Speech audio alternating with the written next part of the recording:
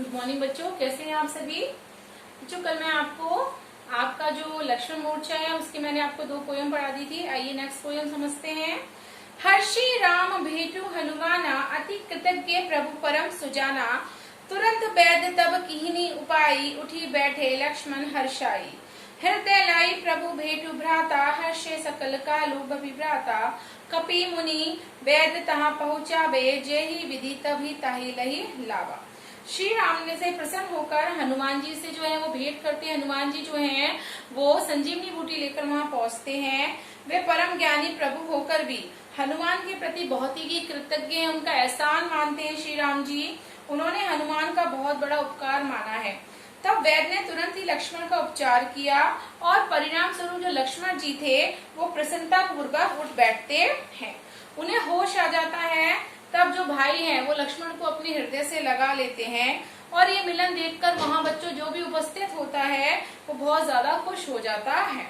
हनुमान ने वैद को उसी प्रकार तुरंत उस स्थान पर पहुंचा दिया जहां से वे उसे सासम्मान लाए थे। आइए नेक्स्ट देखते हैं। यह वृत्तांत दशानन सुनेहु, अति विषादी पुनि पुनि सिर धुनोहि। व्याकुल कुंभकर्ण पही आवा, विविध जतन करी ताहि जगावा। जागा निशिचर देखूं कैसा, महानु कालू देई धरी बैसा। कुंभकर्ण भूजा कहू भाई, काहे तब मुख रहे सुखाई।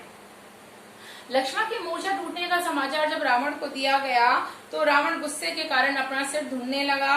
उसने जब ये वर्णन सुना तब वह बहुत ज्यादा निराश हो गया और बहुत ज्यादा सिर ढूंढने लगा, पछताने लगा। वह व्याकुल होकर अपना जो भाई है कुंभकर्ण उसके पास गया और उसने विभिन्न यत्न करे, प्रयत्न किए। पहले कुंभकर्ण को जगाया, गहरी नींद में सोया होता कुंभकर्ण। जगाने पर कुंभकर्ण उस समय बच्चों ऐसा दिखाई पड़ रहा था जैसे साक्षात कि कोई काल बैठा हुआ हो। कुंभकर्ण ने रावण से पूछा कि कहो भाई क्या बात है, तुम्हारे 10 मुख सूख क्यों रहे हैं, अर्थात क्या परेशानी है जो तुम इतने परेशान हो रहे हो। कथा कही सब ते ही अभिमानी, जे ही प्रकार सीता हरि आनी। तात कपिनन सब निशीचर, महा महाजोधा संघारे। दुर्मुख सुरपी अनुज आहारी, भट अतिकाय अंगम्पन मारी। अपर महोदर आदि कबीरा, परे समन मही सब रणधीरा।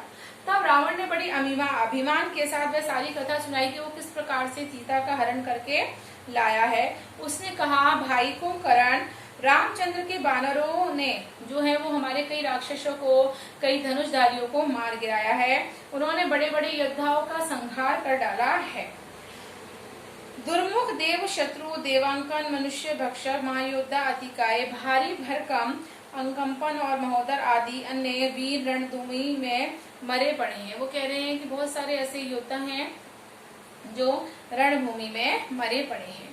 सुनी 10 कंधर वचन तब कुंभकर्ण बिलखाना। जगदम्बा हरि आनी, अब सठ चाहत कल्याणा। रावण के बच्चों ये कुवचन सुनकर जो कुंभकर्ण था वो दुखी होकर कहने लगा, अरे दुष्ट, तू जगत जननी जो सीता है उसका अपहरण करके लेकर आया है और तू अपने कल्याण का सोचता है कि तेरा कल्याण हो, तो ऐसा कभी संभव नहीं हो सकता। तो बच्चों ये एक्सप्रेशन था जो मैंने आपको समझा दिए। आइए क्वेश्चन आंसर देखते हैं।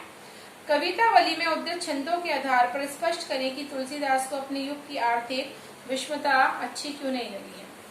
तुलसीदास जो थे बच्चों भक्त कवि हैं। भक्तों और संतों के बारे में ऐसी मान्यता है कि उन्हें दीन दुनिया की कोई खबर नहीं होती, परंतु तुलसी अपने युग के सजग पहरेदार थे।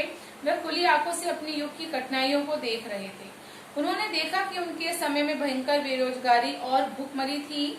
मजदूर, किसान, व्यापारी, बनिया, कलाकार, नौकर आदि सभी काम की कमी के कारण बहुत ज्यादा परेशान थे और काम न मिलने के कारण चारों ओर भूखमरी की व्यवस्था थी। सब यूं कहते थे कहाँ जाएं और क्या करें। आइए बच्चों इसका सेकंड क्वेश्चन देखते हैं। पेट की आग का शमन ईश्वर राम भक्ति का मेघ ही कर सकता है। तुलसी का ये काव्य सत्य क्या इस समय भी युग सकते हैं। बच्चों तुलसी ने स्पष्ट ही कहा है कि पेट की आग जो है वो ईश्वर की भक्ति के मेघ से बुझ सकती है। ये बात न केवल तुलसी के युग में सत्य थी बल्कि आज भी सत्य है। मनुष्य का जो जन्म है, उसका कर्म है, कर्म की इच्छा तथा कर्म फल सब ईश्वर के अधीन है। समाज में साफ दिखाई देता है कि करोड़ों लोग काम धंधा करते हैं, उनमें से कुछ ही लोग सफल होते हैं। बहुत से लोग भरपूर कोशिश करते हैं, काम भी अच्छा करते हैं, फिर भूखे रहते हैं। कितने कलाकार हैं, दर्शक हैं जो रिझाते हैं, किंतु अमिताभ जैसे कलाकार ईश कृपा से ही बनते हैं। मुंबई में ऐसे ही कितने कलाकार होंगे जिन्होंने अमिताभ से अधिक कला और साधना की है, फिर भी काम न मिलने के कारण आज भूखे मर रहे हैं।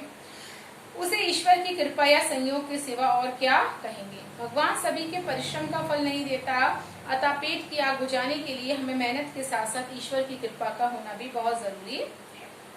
तुलसी ने ये कहने की जरूरत क्यों समझी है, दूध कहो अवधूत कहो, जुलाहा कहो, काहो की बेटी से मुझे बेटा ना ब्याना। देखिए, यदि काहू की बेटी से बेटा न ब्याना की बजाय काहू के बेटों से बेटी न ब्यावा का प्रयोग होता तो सामाजिक अर्थ में परिवर्तन हो जाता। विवाह के बाद बेटी को अपने पिता की जाति छोड़कर पति की जाति अपनानी पड़ती है। अतः यदि तुलसी के सामने अपनी बेटी को ब्याने का प्रश्न होता तो जाति बिगड़ने का खतरा तुलसी को ही होता, अन्य किसी को नहीं।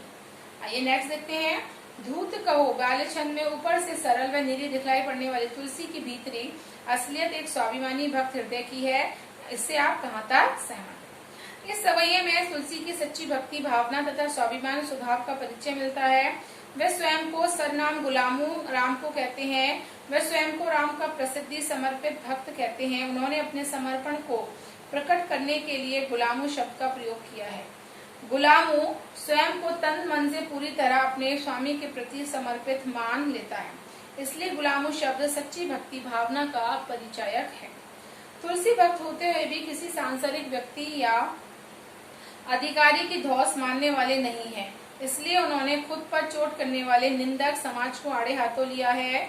उन्होंने निंदकों को खुली छूट दी है, वह चाहे जो भी हो उसके बारे में कहा है। उसका किसी से कोई लेना देना नहीं है, ना वह उसे मांग कर खाते हैं और ना वह उसकी शरण में जाते हैं। तो बच्चों, ये थे आपके क्वेश्चन आंसर्स जो कंप्लीट होते हैं। Thank you.